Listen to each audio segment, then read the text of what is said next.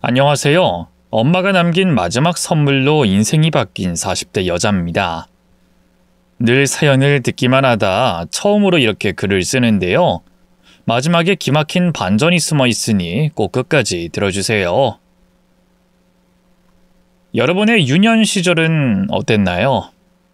부끄럽지만 전 늘 춥고 배고팠던 기억밖에 없어요. 당시 저희 집은 서울에서도 제일 끝자락, 흔히 달동네라 불리는 곳에 있었는데요. 컨테이너 건물을 대충 세워 만든 집이라고 부를 수도 없는 그런 곳이었죠. 냉난방도 되지 않아서 겨울엔 시베리아처럼 춥고 여름엔 찜통에 갇힌 듯 더웠어요. 냉장고를 열면 반찬은커녕 쉰 김치나 쌀도 없어서 수돗물을 마시며 헛배를 불렸죠. 가난이란 이름의 그림자에 짓눌려 늘 숨이 막혔던 것 같아요. 하지만 가난보다 더 힘들었던 건 따로 있었어요.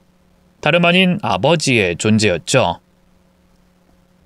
노가다 일을 하던 아버지는 제가 7살 때 사고로 한쪽 팔을 잃었는데요. 원래도 고압적이고 무뚝뚝하던 분이 그날 이후 더욱더 술에 의지하며 폭력적으로 변해갔어요. 아버지는 매일 밤 술에 취해 돌아와 이유도 없이 엄마와 저에게 화풀이를 했고요. 그때마다 집안은 전쟁터처럼 뒤집어졌습니다. 얼마 안 가 동네에서도 저희 아버지에 대한 소문이 쫙 퍼졌어요. 동네 아주머니들은 아버지가 동네 구멍가게나 길바닥에서 술을 먹고 있으면 저희 엄마에게 알려주곤 했죠. 아유, 미정 엄마, 미정 애비 또 땡땡 슈퍼 앞에서 술 먹고 있더라. 벌써 많이 취한 것 같은데 조심해. 네, 알려주셔서 고마워요. 그분들이 알려준다고 해서 엄마에게 따로 방법이 있는 것도 아니었어요. 일찍 부모님을 여인 엄마는 어디 도망가 숨을 친 적도 없었고요. 늘 집에서 살림만 하느라 의지할 친구 하나 없었으니까요. 경찰에 신고하면 되지 않냐고요? 요즘은 좀 달라졌다지만 불과 10여 년 전만 해도 가정폭력은 집안일이라면서 경찰들이 어지간해선 끼어들지 않았어요. 텔레비전에서도 매 맞는 아내가 달걀로 멍을 빼는 장면이 코미디로 소비되던 시절이었으니까요. 어쨌든 도망칠 곳도 도움을 청할 방법도 없었던 엄마는 아버지가 오기 전부터 공포에 떨 수밖에 없었는데요. 그런데도 꼬박꼬박 동네 아주머니들한테 아버지가 술을 먹고 있으면 알려달라고 했어요. 다름 아닌 저를 위해서였죠. 엄마는 아버지가 술에 잔뜩 취해 집에 돌아오는 날이면 일찌감치 저녁을 먹이고 저를 장롱 안에 들어가 있으라고 했어요. 미정아, 엄마가 부를 때까지 여기서 절대 나오면 안 돼? 알았지? 곧 아버지 오는 거지. 와서 또 물건 집어 던지고 화내는 거야?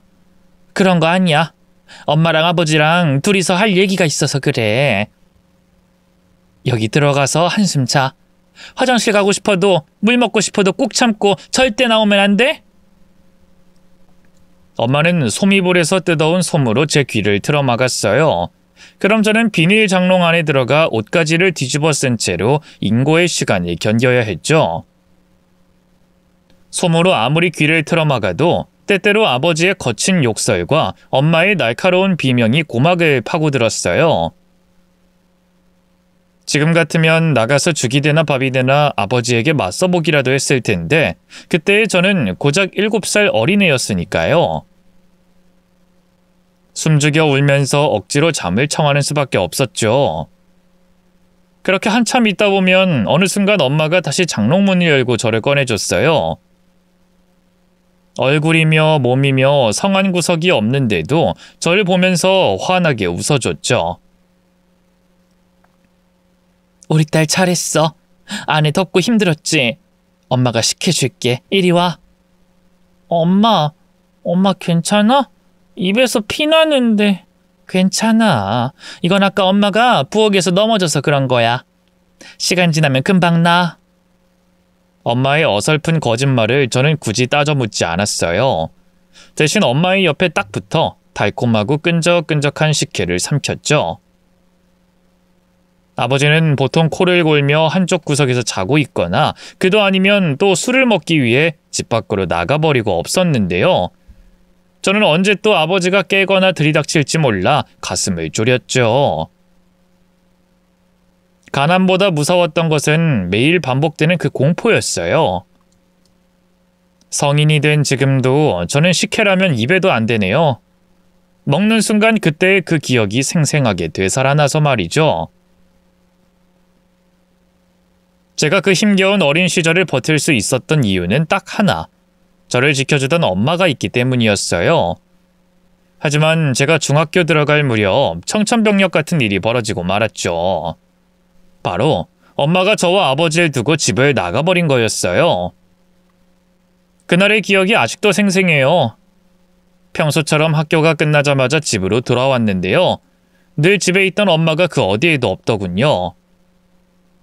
시장에 갔나, 그도 아니면 또 술 취해서 길가에서 자고 있는 아버지를 데리러 갔나, 그때까지만 해도 대수롭지 않게 여겼는데요. 해가 저물고 사위가 컴컴해질 때까지도 엄마가 오질 않는 거예요. 그제야 뭔가 이상해 옷장과 서랍장을 뒤져봤는데요. 엄마의 옷이며 몇 안 되는 화장품만 쏙 사라져 있더군요. 문득 아침에 절 배웅해주던 엄마가 떠올랐어요. 학교 잘 다녀오라며 어쩐지 유독 저를 오래 끌어안아 주더라니. 동네 아주머니들 말로는 엄마가 동네 쌀집 아저씨와 눈이 맞아 야반도주를 했다고 하더군요. 처음 그 말을 들었을 때는 차마 믿을 수 없었어요. 저를 지켜주던 엄마가 제 곁을 떠나 다른 사람과 도망갔다는 사실이 너무 충격적이었죠. 그날 이후 집은 너무도 낯설고 쓸쓸한 공간이 돼버렸어요. 아버지는 여전히 술에 취해 날마다 절 괴롭혔고 엄마가 남긴 빈자리는 아무리 시간이 지나도 채워지지 않았어요. 어린 마음에 엄마가 다시 돌아올 거라 믿고 한참을 기다렸지만 엄마는 끝내 돌아오지 않았죠. 성인이 되자 도망치듯 집을 떠났어요. 제가 그때까지 아버지와 같이 그 끔찍한 집구석에 남아있던 이유는 딱 하나. 언제 엄마가 다시 돌아올지 모른다는 어리석은 기대 때문이었으니까요. 엄마는 나를 버렸다. 절대 돌아오지 않는다. 그 진실이 가슴에 새겨진 순간 더 이상 그곳에 머물 이유가 없더군요. 무작정 연고도 없는 서울로 올라왔어요. 별다른 기술도 학력도 없던 저는 여관을 전전하다 작은 미용실에 들어갔어요. 숙식을 제공해준다는 이유로 월급도 못 받고 무일푼으로 시다 노릇을 했죠. 그래도 폭군 같은 아버지와 같이 살던 때보다는 훨씬 행복했어요. 어쨌든 그곳에선 불안에 떨며 베개 밑에 칼을 숨겨두고 잠들 일이 없었으니까요. 시다를 떼고 손님들 머리를 말기 시작했을 때부턴 돈도 받았고 말이죠. 어느 정도 서울살이에 적응하고 나니 조금씩 여유가 생기기 시작했어요. 손님들의 머리를 직접 다루며 제법 기술도 늘었고요. 모아둔 돈으로 낡은 반지 합방이었지만 저만의 독립된 공간도 얻었죠. 그렇게 조금씩 자리 잡아가던 어느 날 미용실 단골 손님 중 한 분의 소개로 남편을 만나게 됐어요. 서울 남자답게 어찌나 곰살 맞고 다정하던지요. 식당에 가면 제 수저까지 꼼꼼하게 놔주고요. 공원 벤치에 앉을 땐 자기 손수건을 꺼내 자리를 만들어주는 그런 사람이었는데요. 아버지와는 모든 면에서 정반대라는 게 참 좋더군요. 남편과 함께하며 처음으로 사랑받는다는 게 어떤 건지 느끼게 됐어요. 사귄 지 반년쯤 됐을 때 남편에게 제 힘든 어린 시절 이야기를 털어놨는데요. 남편은 마치 자기 일처럼 눈물을 흘리며 듣더니 그러더군요. 미정씨, 우리 결혼합시다. 내가 미정씨 부모도 돼주고 남편도 돼주고 오빠도 돼줄 테니까 우리 결혼해서 한 가족이 됩시다. 뭐예요? 갑자기 여기서 결혼 얘기가 왜 나와요? 당황스러운 마음에 웃으며 그렇게 말을 돌렸지만 사실 얼마나 감동받았는지 몰라요. 그날 이후 남편은 끈질기게 제게 결혼을 졸랐고요. 결국 사귄 지 1년도 안 돼 저희는 정식으로 부부 사이가 됐죠. 어리고 철이 없던 저는 결혼이 동화책 속 해피엔딩 같은 거라고 생각했어요. 결혼만 하면 고생 끝, 행복 시작하고 꽃길만 펼쳐질 줄 알았죠. 하지만 결혼은 엄연히 현실이었어요. 남편은 동사무소에서 일하는 공무원이었는데요.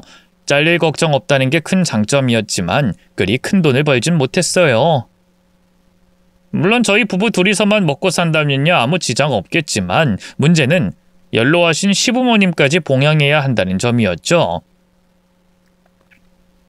시부모님은 원래 작은 빵집을 운영하셨는데요. 제가 시집 오고 얼마 안 돼 시아버지가 허리를 크게 다치셨어요. 결국 빵 만드는 일에서 완전히 손을 뗄 수밖에 없었고요. 빵집도 접을 수밖에 없었죠. 허리를 다쳐 거동이 불편한 시아버지야 그렇다 쳐도 시어머니라도 뭔가 벌이를 해주셨다면 좋았을 텐데 시어머니는 평생 빵집 운영하며 고생했다는 이유로 은퇴를 선언하셨어요. 아이고 난 이제 더는 일 못하겠다. 아들도 다 키워서 공무원 만들었겠다. 장가도 보냈겠다. 이젠 자식들 덕 좀 보면서 편하게 살고 싶어. 그러면서 시어머니는 은근슬쩍 제게 눈치를 주셨어요. 아이 솔직히 우리 아들이 나랏밥 먹는 공무원인데 내가 욕심만 부렸어 봐라. 같은 공무원 아가씨든 집이 잘 사는 아가씨든 얼마든지 골라서 장가 보냈지. 아이 근데 고 하나 다름없는 널 받아들여줬을 때 주변에서 더 날기었어. 미쳤냐고. 근데 뭐 내가 아들 가지고 장사할 것도 아니고 서로 좋다는데 어째 그냥 결혼시켰지. 아, 네. 그 점은 저도 정말 감사하게 생각해요, 어머님. 말로만 그러면 뭘 하냐? 행동으로 보여줘야지. 그 듣자 하니 미정원이 돈 좀 만진다며? 아직 애도 없겠다. 시애비, 시애미, 용돈 정도는 네가 책임질 수 있겠지? 남편이 아이를 빨리 갖고 싶어 해서 원래는 결혼 후 제가 일을 잠시 쉴 생각이었거든요.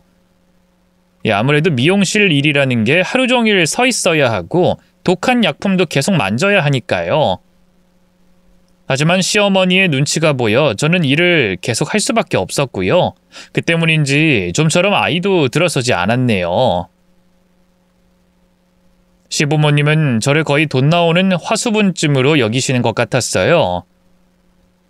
남편 월급만으로도 넉넉하지 않은 생활비를 보태는 것도 제 몫이었고 시부모님 용돈까지 챙기느라 허리띠를 졸라맸죠. 미용실에서 하루 종일 서서 일하고 돌아오면 녹초가 되었지만 시어머니는 제가 쉬는 걸 탐탁지 않아 하셨어요. 지난주에 하루 쉬지 않았냐? 근데 또 쉰다고? 미정원 원장이 그걸 그냥 두고 봐. 원래 주말은 못 쉬어도 평일에 다들 하루 이틀은 쉬어요. 오히려 전 다른 동료들에 비해 너무 안 쉬는 것 같다고 원장님도 걱정하는걸요. 저도 안 쉬고 싶은데 요즘 몸이 너무 피곤해서. 아이고 젊은 사람이 피곤하다는 소리가 입에 붙으면 못 쓴다. 젊어서 고생은 사서도 한다는데 젊을 때 한 푼이라도 더 벌어야지. 어쩌다 휴일을 받아도 쉬는 게 아니었어요. 인근 20분 거리에서 살았던 시어머니는 툭하면 저를 집으로 부르곤 했어요. 자기가 일이 있어 나가봐야 하니 집에서 시아버지 밥 좀 차려줘라. 그 김에 청소도 좀 해라 등등 저를 무슨 가정부 부리듯 부려먹었죠. 그렇게 계속 일하며 시부모님을 모시다 보니 마음의 여유가 점점 사라져갔어요. 남편에게 속마음을 털어놔도 별 소용은 없었네요. 그래, 뭐 당신이 우리 부모님 때문에 고생이지 하며 시작은 제 편을 드는 듯 했는데요. 결론은 불쌍한 우리 부모님. 하나뿐인 빵집도 망하고 이제 몸도 여기저기 아프신데 당신이 이해해줘. 로 끝이 났죠. 결혼 전엔 간이고 쓸기고 다 빼줄 것처럼 굴었던 남자가 말이죠. 어느새 마음속에선 점차 이혼이란 선택지가 떠오르기 시작했어요. 차라리 혼자 사는 게 낫겠다 싶을 정도로 지친 상태였으니까요. 하루하루가 고단하고 남편에게조차 위로받을 수 없다는 사실이 저를 더 외롭게 만들었어요. 근데 무슨 운명의 장난인지 그쯤 뜻밖에도 뱃속에 아이가 들었었어요. 결혼한 지 무려 4년 만의 일이었죠. 축하드립니다. 이제 8주 됐네요. 병원 의사가 웃으며 그렇게 말했을 때 어둠 속에서 한 줄기 빛이 비춰온 것 같았어요. 아이가 생겼다는 사실이 제 마음을 송두리째 바꿔놨죠. 이혼은 미뤄두자. 내 아이만큼은 제대로 된 정상적인 가정에서 키우고 싶어. 지금 생각해보면 참 어리석었어요. 시집도 안 간 처녀가 정자은행에서 씨를 받아 아이를 낳는 세상인데 대체 무슨 기준으로 정상, 비정상을 나눈 건지. 하지만 그때만 해도 한부모 가정에 대한 편견과 차별이 어마어마했으니까요. 무엇보다 폭력적인 아버지, 그리고 남자와 눈이 맞아 도망간 어머니를 둔 저로선 정상적인 가정에 대한 집착이 컸어요. 내 아이만큼은 엄마와 아빠 두 몫의 사랑을 양껏 받길 바랬죠. 시부모님과 남편 역시 제 임신 사실에 크게 기뻐했어요. 특히 아이를 간절하게 바라던 남편은 아예 제게 일을 그만두고 집에만 있으라고 했죠. 미장원 일이 좀 힘들어. 거기다 하루 종일 독한 약 만져야 되는 일인데 혹시라도 애가 잘못되면 어떡해. 당장 그만둬. 그치만 그럼 어머님, 아버님 생활비는? 그건 어떻게든 내가 알아서 할게. 정 안 되면 엄마나 아버지도 이제 일해야지 뭐. 아직 정정하신데 솔직히 그동안 당신이 두 분 먹여 살린다고 좀 고생했어. 남편은 손바닥 뒤집듯 입장을 바꿨어요. 저를 못 잡아먹어 안달이던 시어머니도 남편이라는 방패 앞에선 아무 말도 못하더군요. 결국 울며 겨자 먹기로 파출부 일을 시작하셨죠. 덕분에 저는 집에서 태교에만 집중할 수 있었는데요. 돌이켜보면 그때가 제일 행복한 시간이었어요. 하루가 다르게 자라는 뱃속의 아기와 다정다감한 남편. 남편은 제가 먹고 싶다고 하는 게 있으면 퇴근 후 씻고 누웠더라도 다시 일어나 사다 줬고요. 임신으로 부어오른 제 팔다리를 열심히 마사지해주기도 했죠. 하지만 행복한 시간은 그리 길지 않았어요. 뱃속 아이가 아들이 아니라 딸이라는 걸 알게 된 순간부터 남편은 실망감을 감추지 못했죠. 병원에선 은근히 성별을 알려줬을 땐 그럴 리 없다고 외면하더니만 정말로 딸이 태어나자 대놓고 제게 그러더군요. 설마 했는데 진짜 계집애네? 계집애를 어디다 써먹어? 힘들게 키워놓으면 남의 집 식구 돼선 지 부모는 본체만치 할 텐데. 듣는데 무슨 말을 그렇게 해? 큰딸은 살림 미천이란 말도 몰라? 그래도 당신 새끼인데 예뻐해줘. 둘째 또 가지면 되잖아. 얘도 어렵게 간신히 생기는데 어느 세월에 둘째가 생기겠어? 내 팔자에 더는 자식은 없다고 봐야지. 시부모님 역시 실망하긴 마찬가지였어요. 시아버지는 아예 병원에 와보지도 않으셨고요. 시어머니 역시 온갖 임신 유세는 다 부리더니만 결국 낳은 게 계집애냐면서 잔뜩 비아냥거리기만 했죠. 남편과 시부모님의 반응에 마음이 무너져 내렸지만 그래도 딸아이의 얼굴을 보면서 애써 버텼어요. 아무것도 모른 채 환하게 웃고 있는 딸아이가 어찌나 예쁘고 사랑스럽던지요. 그 뒤로 당연하게도 육아와 살림은 오롯이 제 몫이 됐어요. 남편은 일에만 매진하면서 다시 밖으로 돌기 시작했고요. 시부모님도 시시때때로 저를 불러 하녀처럼 부려먹었죠. 오로지 딸에게 온전한 가족을 만들어주고 싶다는 일념 하나로 참고 또 참은 건데요. 너무 참다 보면 언젠가는 폭발하기 마련이잖아요. 이듬해 시어머니 생신 때 기어이 사달이 나고 말았네요. 원래 시부모님 생신 땐 늘 직접 생신상을 차려드리곤 했는데요. 그때 몸이 출산하고 얼마 안 돼 몸이 덜 풀린 데다 독방 육아와 살림으로 너무 힘들 때였어요. 팔다리고 허리고 안 아픈 곳이 없어서 도저히 생신상을 차릴 여력이 안 될 것 같더군요. 그래서 미리 남편과 시부모님께 양해를 구했는데요. 남편은 마음대로 하라며 신경도 쓰지 않았고요. 시어머니는 좀 탐탁지 않아 하는 반응이더군요. 충분히 예상했던 일이기에 미리 챙겨간 값비싼 가방을 꺼냈어요. 시어머니 생신 선물로 미리 준비해둔 거였죠. 어머님, 이건 어머님 생신 선물인데요. 미리 들고 다니시면 좋을 것 같아서 지금 드려요. 가방을 본 시어머니의 낯빛이 바로 환해지더군요. 아니, 이거 연예인들 들고 다니던 그 명품 아니냐? 비쌌을 텐데. 저 일 다닐 때 조금씩 모아뒀던 돈으로 산 거예요. 아유, 역시 우리 며느리가 최고다. 생전 우리 아들도 안 사주던 명품 가방을. 시어머니는 제 선물에 기뻐 어쩔 줄 몰라 했고요. 출장 뷔페를 따로 부르겠다는 제 말에도 그렇게 하라며 고개를 끄덕이더군요. 몇 달 후 시어머니 생신날에 맞춰 출장 뷔페를 불렀어요. 나름대로 정성을 다해 준비한 거였는데 시어머니는 뷔페 음식이 차려진 걸 보자마자 얼굴이 굳어지더군요. 아니, 이게 다 뭐냐? 네가 직접 차린 거 아니었어? 어머님, 그 말씀드린 것처럼 제가 애 낳고 몸이 아직 회복이 안 돼서요. 이번 생신 때만 출장 뷔페로 불렀어요. 그때 어머님도 괜찮다고 하셨잖아요. 아니, 내가 언제? 며느리가 멀쩡히 있는데 일가 친척들 다 모인 자리에서 바깥 음식을 대접한다니 이게 말이나 되니? 시어머니는 자긴 그런 적이 없다면서 딱 잡아 떼더군요. 까먹은 건지 아니면 친척들이 이러쿵저러쿵 입방아 찢는 걸 듣고 변심한 건지. 어쨌든 제 입장에선 미치고 팔짝 뛸 노릇이었죠. 저랑 시어머니 단둘이 있는 것도 아니고 일가 친척들 다 모인 자리에서 꾸짖음을 당하니 어찌나 당혹스럽고 창피하던지요. 어머님, 그땐 분명히 괜찮다고 하셨잖아요. 근데 갑자기 이러시면...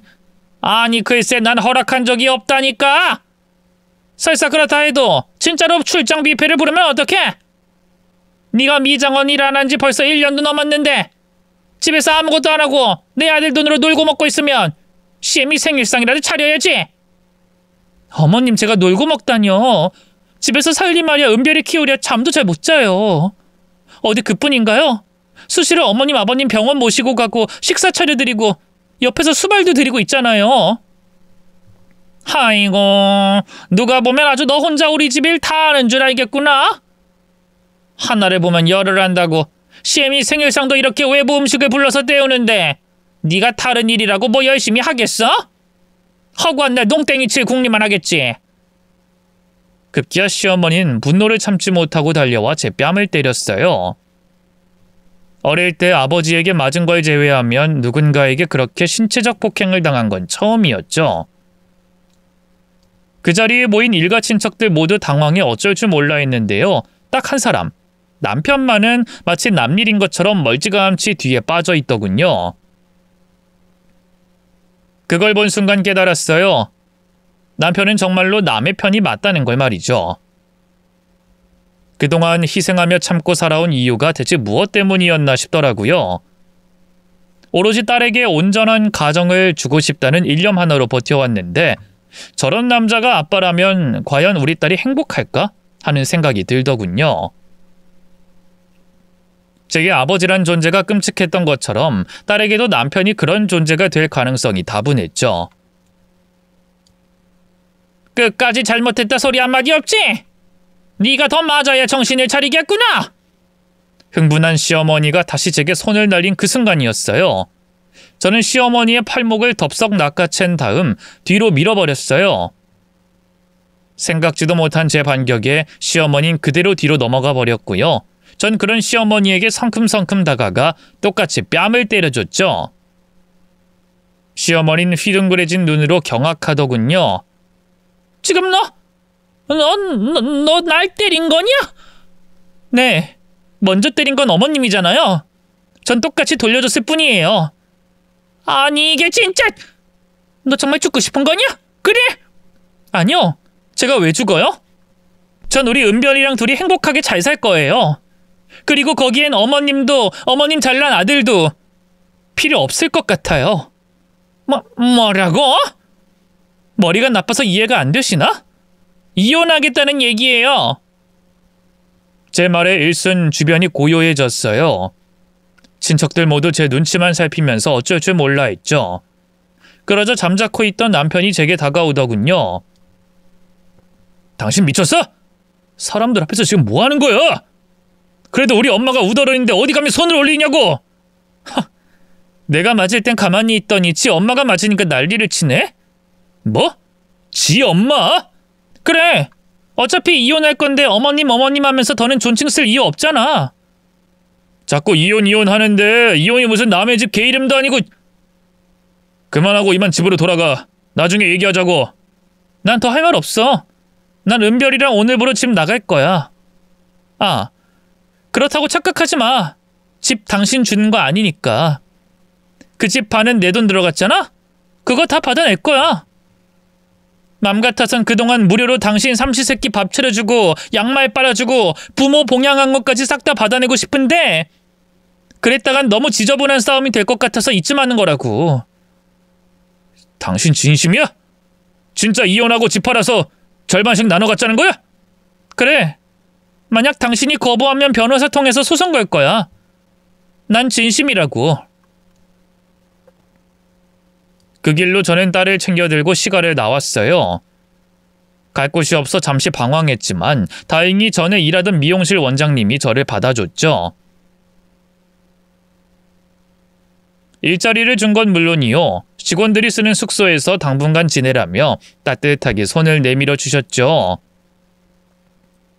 딸과 함께 새로운 출발을 하게 된 저는 다시 일에 집중하며 하루하루를 살아갔어요. 일과 육아를 병행한다는 게 쉽지만은 않았지만 원장님과 다른 동료들이 돌아가면서 딸애를 봐줘 한결 수월하게 해낼 수 있었네요.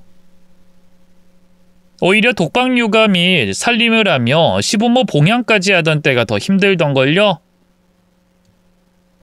그런데 일주일쯤 지나 남편이 어떻게 알았는지 절 찾아왔어요. 이혼 서류에 도장 찍으라고 해도 싫다고 버티더니만 웬걸 갑자기 나타나선 손님들 다 있는 데서 무릎을 꿇더군요. 여보, 내가 잘못했어. 그만 돌아와 주라. 어? 나 당신이랑 은별이 없이 못 살아. 제발. 남편의 갑작스러운 태도 변화가 반갑기보다는 당황스러웠어요. 이제 와서 왜 이래? 뭐 잘못 먹었니? 그런 게 아니라 당신이랑 은별이가 떠나고 나니까 알겠더라. 두 사람이 내게 얼마나 소중한 존재였는지. 근데 난 우리 부모님 아님만 생각하면서 정작 진짜 내 가족은 못 챙겼어. 미안해 여보. 이제 와서? 이미 늦었어. 기차는 진작에 떠났다고. 여보, 그러지 말고 제발 한 번만. 매달리는 남편을 뿌리치고 돌아서려던 순간이었어요. 직원 숙소 안에 있던 딸이 제 아빠 목소리를 듣고 나왔던가 보죠. 갑자기 엉엉 울면서 아빠 하고 남편 품에 안기더군요. 남편도 얼씨구나 하고 그런 딸을 품에 안고 말이죠. 딸은 그때 옹알이나 간신히 하는 수준이었어요. 그런데도 한 집 살던 자기 아빠란 존재를 귀신같이 알아보더군요. 아빠 하면서 안기는 모습을 보고 있자니 가슴 한켠이 무너지는 기분이었네요. 그런 제 마음을 눈치챘는지 남편이 잽싸게 딸을 어른 채 제게 다가왔어요. 여보, 내가 앞으로 진짜 잘할게. 늘 당신이랑 은별이를 최우선으로 여기고 원한다면 우리 부모님하고도 완전히 연 끊을게. 어? 그러니 제발 돌아와 주라. 사실 남편의 말보단 딸의 반응에 마음이 흔들렸어요. 결국 저는 시가와 연을 끊는 조건으로 다시 남편과 살게 됐죠. 그 뒤로 남편은 완전히 다른 사람이 됐어요. 연애 때처럼 제게 다정다감했고요. 딸에게도 이전엔 절대 보여주지 않던 사랑과 관심을 아낌없이 표현했죠. 물론 처음엔 그 변화가 믿기지도 않았고요. 또다시 남편에게 마음을 열기가 쉽지 않았어요. 그래서 자꾸만 다가오는 남편을 거칠게 밀어내고 못된 소리도 많이 했네요. 하지만 그럼에도 남편은 한결같이 제 곁을 지켜줬고요. 딸에게도 좋은 아빠가 돼줬습니다. 결국 저는 점차 남편을 다시 신뢰하게 됐고요. 조금씩 제가 꿈꾸던 평화롭고 행복한 가정을 꾸릴 수 있게 됐네요. 그러던 어느 날 생각지도 못한 소식이 전해졌어요. 아버지가 술병으로 세상을 떠났다는 소식이었죠. 친척 어르신에게 그 말을 듣고 한동안 멍하게 있었던 것 같아요. 그간 아버지와 거의 연을 끊다시피 한 상태로 살아왔었기에 아버지의 죽음에 대한 감정이 복잡하게 얽혔죠. 자식이라곤 저 하나뿐이니 차마 장례식마저 외면할 수는 없었는데요. 남편은 그런 제 마음을 아는 것처럼 직접 상주를 서줬고요. 저를 대신해서 장례 준비를 도맡아 했어요. 남편의 배려 덕분에 전 아버지와의 복잡한 감정을 정리할 시간을 가질 수 있었고 차분히 장례를 치를 수 있었네요. 그런데 발인을 앞둔 날 뜻밖의 사건이 발생했어요. 바로 10년 넘게 연락이 없던 엄마가 장례식장에 모습을 나타낸 거였죠. 강산이 변할 만큼 오랜 시간이 흐른 상태였지만 전 한눈에 엄마를 알아봤어요. 엄마 역시 마찬가지였죠. 저희 모녀는 한동안 서로를 말없이 바라보기만 했는데요. 하나뿐인 딸 자식까지 버리고 떠났으면서 그렇게 잘 살지도 못한 건지 여전히 남루하고 볼품없어 보이는 차림새더군요. 곱던 얼굴도 나이를 먹어 잔뜩 파리하고 늙어 있었고요. 미정아, 잠깐 얘기 좀 나눌 수 있을까? 실은 너한테 할 말이 있어서 여기까지 온 거거든. 맘 같아선 차갑게 내치고 싶었는데요. 10몇 년 만에 만난 엄마를 외면하기가 쉽지 않았어요.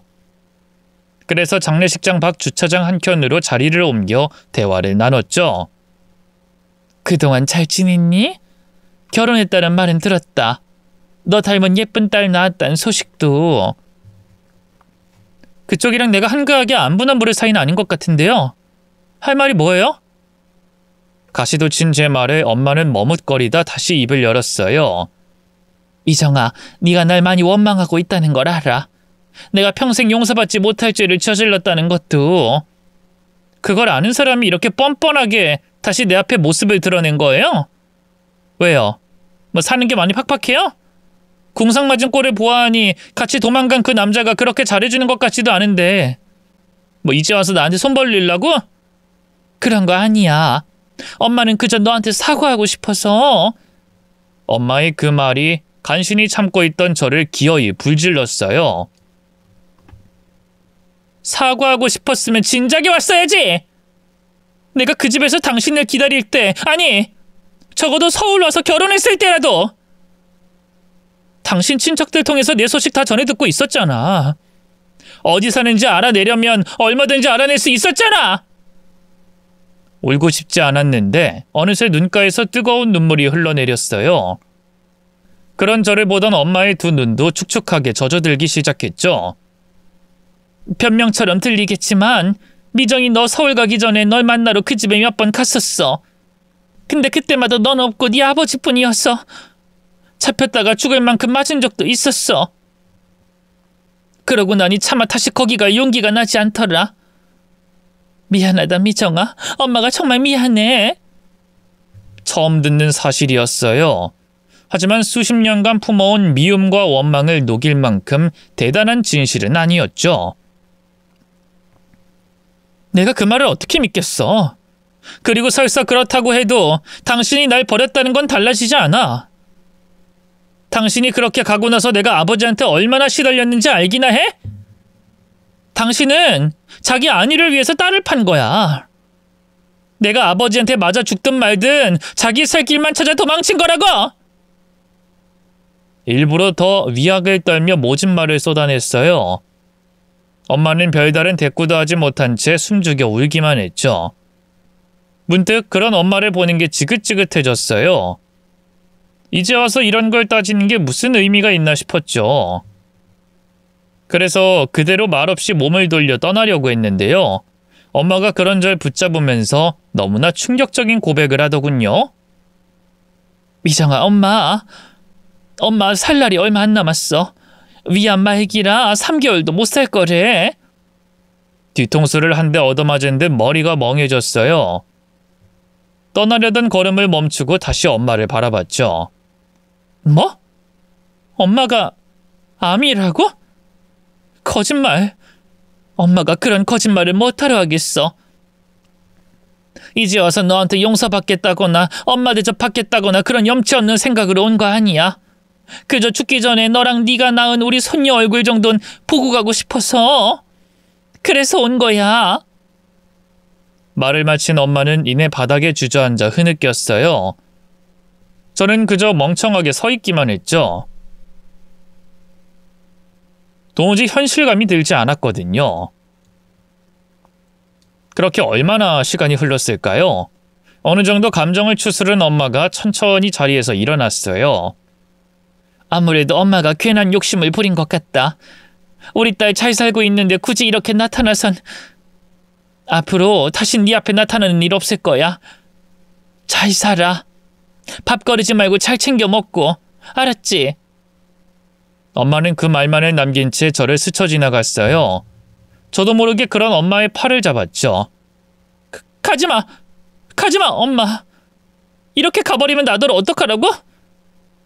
미정아, 엄마 정말 너무해. 나빴어. 알아?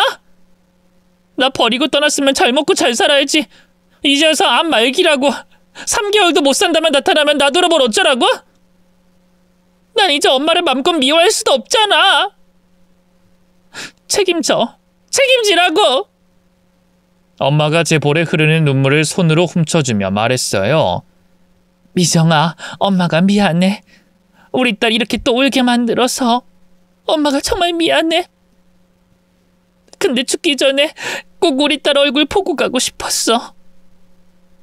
손녀도 널 닮았다면 얼마나 예쁠까. 매일 자기 전에 얼굴을 그려봤어. 그럼 진작에 연락하든가. 그랬으면. 저는 엄마를 끌어안고 아이처럼 엉엉 울음을 터뜨렸어요. 오랜만에 안긴 엄마의 품은 변함없이 따뜻해서 저를 더욱더 슬프게 만들었죠. 그렇게 엄마 그리고 남편과 같이 아버지의 장례를 마저 치렀어요. 딸애는 너무 어려서 이웃집에 맡겨둔 상태였는데요. 엄마 죽기 전 소원이 손녀 보는 거라고 하셨지만 당장 저희 딸을 만나게 하는 것보다 더 급한 일이 따로 있었어요. 바로 엄마의 몸 상태를 제 두 눈으로 확인하는 일이었죠. 엄마가 시한부라고 해서 이대로 손 놓고 있을 수만은 없었으니까요. 제발 일말의 희망이라도 있길 바랬지만 엄마를 치료했던 병원도 제가 알아본 다른 병원에서도 모두 같은 말을 하더군요. 이미 암세포가 온몸으로 전이돼 손쓸 수 없는 상태라고요. 정말 얼마나 슬펐는지 몰라요. 엄마를 만나 아무 말도 못하고 울기만 하던 게 부지기수였죠. 그날도 엄마랑 둘이 실컷 울다 혼자 집으로 돌아왔는데요. 퇴근한 남편이 저를 반겨주더군요. 당신 왔어? 장모님은? 집 바래다 주고 왔어. 요즘 들어 부쩍 피곤해 보이셔서. 야, 아무래도 말기라니까 그렇겠지. 남편의 말에 또다시 울컥 눈물이 쏟아졌어요. 당황한 남편이 다가와 절 달래주기 시작했는데요. 어느 정도 진정됐을 무렵 남편이 뜻밖의 말을 하더군요. 근데 장모님 말이야. 재산은 좀 있으신가? 뭐? 갑자기 그게 무슨 말이야? 아니 뭐라도 치료를 해보려면 돈이 있어야 하잖아. 근데 돈 때문에 포기하신 건 아닌가 해서. 대놓고 물어본 적은 없는데 엄마 변변한 재산은커녕 당장 쓸 생활비도 없는 것 같아. 차림새도 그렇고 오늘 갔던 집도 너무 볼품없더라고. 같이 도망갔던 쌀집 아저씨랑은 진작에 헤어졌고 다른 남자랑 재혼까지 했다던데 그 남편도 몇 년 전에 죽었대. 그래? 그럼 장모님 돌아가시면 나올 보험금 같은 것도 없는 건가? 엄마 재산을 확인하는 것까지야 병원비 걱정에 그러는구나 싶었는데요. 죽으면 나오는 생명보험금까지 캐물으니 기분이 좀 이상하더군요. 물어봤는데 그런 건 없대. 그냥 빈털털이라고 보면 돼. 아, 그렇구나. 근데 그건 또 왜 물어봐? 우리 엄마 죽으면 뭐 떨어질 콩국물이라도 없나 해서? 제 말에 남편은 전곡을 찔린 사람처럼 펄쩍 뛰었어요. 아니 무슨 말을 그렇게 해. 난 그냥 장모님 돌아가시면 장례식도 치러야 하고 이것저것 챙겨야 할 게 많으니까. 아니 없는 살림에 그러는 거 솔직히 쉽지 않잖아. 그 부분은 걱정하지 마. 나 미용일 다시 시작했는데 뭐. 우리 엄만 내 돈으로 책임질 거야. 제 말에 남편은 영 탐탁지 않은 표정이었어요. 그래도 설마 했는데요. 며칠 뒤 엄마를 저희 집으로 모셔오고 싶다고 하니 표정이 확 달라지더군요. 뭐? 아니, 장모님을 우리 집에서 모시자고? 계속 생각했던 건데 당신도 알다시피 우리 엄마 시한부잖아. 살면 얼마나 더 살겠어. 내 욕심으론 병원에서 계속 힘닿는 데까지 항암치료 받아보고 싶은데 엄마 본인이 병원에서 그러다 가고 싶지 않다고 하니 우리 집으로 모시고 싶어. 엄마가 은별이도 많이 보고 싶어하고. 난 싫어. 절대 반대야. 남편의 단호한 반응에 전 입을 떡 벌리고 말았어요. 설마 하니 남편이 그렇게 대놓고 반대할 줄은 꿈에도 몰랐거든요. 뭐? 당신 지금 싫다고 한 거야? 그래. 솔직히 당신 좀 너무한 거 아니야? 난 당신 때문에 우리 부모님하고 연까지 끊었는데 당신은 아픈 친정엄마를 우리 집에서 모시겠다니. 장모님이 뭐 당신한테 잘해줬으면 몰라. 어릴 때 당신 버리고 혼자 살겠다고 도망갔던 사람 아니야. 젊고 잘나갈 땐 모르쇠로 살다가 늙고 병들어서 의지할 곳 없어지니까 이제야 딸 자식 이용해 먹으려고 찾아오다니. 좀 그렇지 않아? 입 조심해 당신. 당신이 우리 엄마에 대해 뭘 안다고 그래? 남편의 말이 설사 사실이라고 해도 엄마에 대한 부정적인 말을 하는 게 좋아 보이진 않았어요. 제 날카로운 반응에 남편이 헛웃음을 치더군요. 사람이 왜 그렇게 물러터졌어? 우리 부모님한텐 그렇게 칼 같더니만. 자꾸 어머님 아버님이랑 비교하는데 이건 경우가 다르지. 두 분이 나한테 어떻게 했는지 당신 벌써 잊었어? 아이고, 그러는 장모님은 당신한테 뭘 얼마나 잘해줬다고? 그만 빈정거려. 죽을 날 받아둔 사람한테 왜 그래? 어쨌든 엄마 여기서 모시는 게 싫다면 며칠 있게라도 해줘. 계속 은별이 보고 싶다고 하셨으니까. 제 나름대로 절충안을 제시한 건데요. 남편은 그것도 싫다며 펄쩍 뛰더군요. 아이씨 싫어. 니네 엄마가 우리 집에 오는 거 싫다고. 지금까지 내 말을 뭘로 들은 거야? 암덩이로 뒤덮인 노친네가 우리 집에 머물다 암세포라도 퍼뜨리면 어떡해? 그래서 나나 우리 딸 암 걸리면 당신이 책임질 거냐고? 남편의 그 무식한 발언에 할 말을 잃었어요. 당신 무슨 그런 멍청한 말을 해? 암이 뭐 다른 사람한테 전염병 마냥 옮기는 건 줄 알아? 만약이란 게 있잖아. 단 0.1%의 확률로 옮겨질 수도 있지. 난 절대 싫어. 장모님 우리 집에 들이기만 해. 진짜 수준 떨어져서 말을 못하겠다. 기가 막혀 남편을 외면하고 방에 들어왔고요. 저희 부부는 정말 오랜만에 냉각기를 맞이했죠. 그 사이 저는 친정엄마를 집으로 모셔오려고 했는데요. 웬걸 엄마가 끝끝내 거부하시더군요. 됐다. 이제 와서 염치도 없이 무슨. 그냥 난 계속 병원에서 지낼게. 엄마, 은별이 얼굴도 보고 싶다며. 그러지 말고 며칠만이라도 우리 집에서 지내. 응? 아니다. 생각해봤는데 내가 은별이를 보고 정을 주면 떠나기가 더 힘들 것 같아. 은별이도 슬퍼할 거고. 그냥 너랑 난 이 정도 거리가 딱 좋은 것 같아. 갑작스러운 엄마의 태도 변화를 이해하기가 힘들었어요. 그래서 손녀 얼굴이라도 한번 보라고 계속 설득했는데요. 웬걸? 하늘도 참 무심하시죠? 그렇게 실랑이를 하던 사이 엄마의 상태가 갑작스럽게 악화됐고요. 결국 엄마는 손녀 얼굴 한번 못 보고 갑작스럽게 세상을 뜨고 말았습니다. 무슨 정신으로 장례를 치렀는지도 모르겠어요. 그래도 아버지 장례 때와 마찬가지로 남편이 제 옆에서 든든한 버팀목이 되어줬는데요. 엄마 일로 잠깐 다투긴 했지만 그래도 의지할 사람은 역시 남편밖에 없구나 싶더군요. 남편이 무슨 끔찍한 짓을 저질렀는지도 모르고 말이죠. 엄마 장례식이 끝나고 헛헛한 마음을 감출 길이 없었어요. 그래서 하루 종일 집안에 틀어박혀 엄마가 남기고 간 옷까지만 끌어안고 살았는데요. 어느 날 문득 엄마의 핸드폰이 눈에 들어오더라고요. 장례식 때 연락 돌려야 하는 사람들을 찾느라 잠깐 살펴본 게 전부일 뿐 그날 이후 한 번도 확인한 적이 없었죠. 그 사이 엄마 지인들에게 또 연락이 와 있지 않을까 싶어서 핸드폰을 켰는데요. 이번엔 사진첩이며 통화 내역이며 꼼꼼히 훑었어요. 이젠 없는 엄마의 흔적을 찾고 싶어서 말이죠. 그런데 버튼을 잘못 눌러 삭제한 문자들을 모아둔 휴지통에 들어가게 됐는데요. 거기에 있는 문자들을 하나씩 확인하던 저는 큰 충격에 빠졌습니다. 남편이 보낸 문자가 잔뜩이었거든요. 돈 한 푼 없는 거짓인 세대니까 이제서 나타나 딸 덕 보려고 하는 거 너무 염치 없지 않습니까? 집에 올 생각은 절대 하지 마세요. 우리 은별이 만나는 것도 안 됩니다. 재수없게 누구한테 병을 옮기려고. 엄마를 향한 남편의 모진 막말에 두 손이 덜덜 떨렸어요. 그제야 죽기 전 엄마의 확 달라진 태도가 이해가 가더군요. 모든 게 다 남편 때문이었던 거예요. 가슴에 응어리를 안고 눈 감았을 엄마를 생각하니 분노가 치밀어 올랐어요. 이대로 남편의 사지를 찢어 죽여도 시원치 않을 것 같았죠. 이혼은 물론이고 엄마가 상처받은 만큼 복수해야겠다 싶었네요.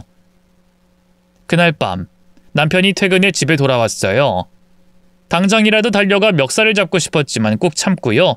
태어난 척 남편과 저녁을 먹었어요. 그리고 남편이 씻는 틈을 타 남편의 핸드폰을 뒤졌죠. 뭔가 남편의 약점이 될 만한 게 없을까 싶었거든요. 근데 웬걸 문자 및 통화 내역에 너무 익숙한 이름이 있는 게 아니겠어요? 다름 아닌 시어머니였죠. 알고 보니 제겐 연을 끊었다고 해놓고 뒤에서 몰래 시부모님과 계속 만나고 있었더군요. 심지어 저 모르게 월급 내역서를 조작해 생활비도 계속 떼다 주고 말이죠. 어쩐지 시부모님이 조용히 있더라니 남편의 또 다른 배신에 손이 덜덜 떨렸네요. 하지만 그것 말고는 남편의 약점이라고 할 만한 게 딱히 없었어요. 공무원이라는 직업 특성상 원체 조심성이 많은 남편이었기에 저희 친정엄마한테 했던 막말 문자도 싹 지워뒀더군요. 고민하던 저는 다음날 바로 흥신소를 찾아갔어요.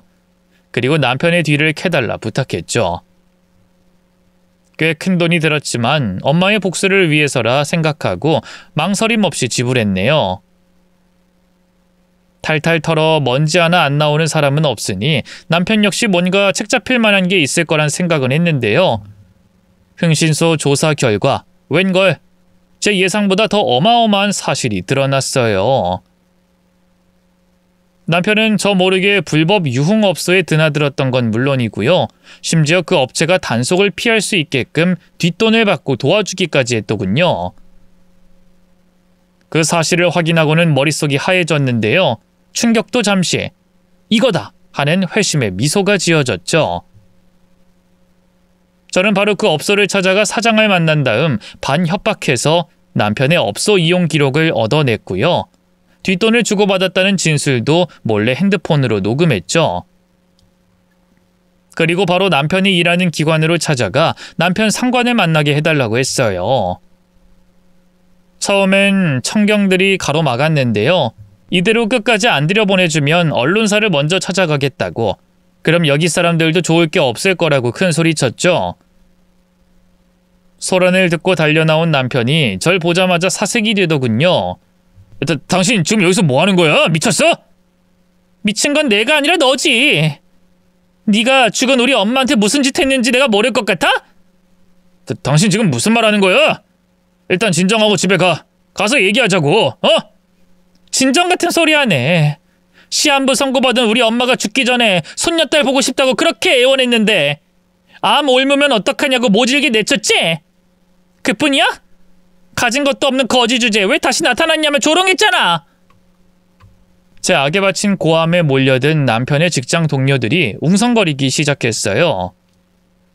당황한 남편은 저를 끌고 밖으로 나가려고 했는데요. 그런 남편을 뿌리친 채 외쳤죠. 사과해 당장! 죽은 우리 엄마한테 사과하라고! 당신 진짜 왜 이래? 장모님 돌아가시고 슬픈 건 알겠지만 그런 말도 안 되는 망상으로 날 공격하면 어떡하냐고! 뭐? 말도 안 되는 망상? 그래! 증거도 없이 사람 이렇게 몰고 가는 건 증거가 없긴 왜 없어? 전 미리 프린트해간 종이를 사방팔방에 뿌렸어요. 친정엄마 핸드폰에 있던 남편의 문자 내역을 복원해 뽑은 거였죠.